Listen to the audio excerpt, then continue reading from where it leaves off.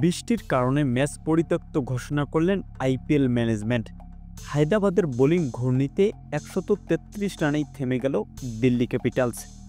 দিল্লি ক্যাপিটালসের বিপক্ষে হায়দ্রাবাদ টসে জিতে আগে বোলিং করার সিদ্ধান্ত নেন। তবে প্যাট কামিন্সের প্রথম ওভারেই দিল্লির ওপেনার করুণ নায়ার ডাক আউটে ফিরে যান। এরপর ২ ওভার ১ বলে ফাফ ডু প্লেসিস এবং সবশেষে ১২৮ রানে ৭ উইকেট হারাতে হয় দিল্লির। এদিন শুরুতেই ফের ধাক্কা ফেরাতে পারেনি লোকেশ রাহুল। রীতিমতো সানরাইজার্স হায়দ্রাবাদের বোলারদের কাছে অসহায় হয়ে পড়ে দিল্লি ক্যাপিটালস।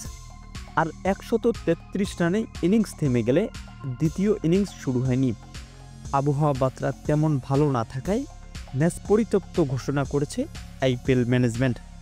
তবে প্রিয় দর্শক, এই ১৩৩ রান কি দ্বিতীয় ইনিংসে সানরাইজার্স হায়দ্রাবাদ টপকাতে পারত? জানিয়ে দেবেন ভিডিওর কমেন্ট বক্সে।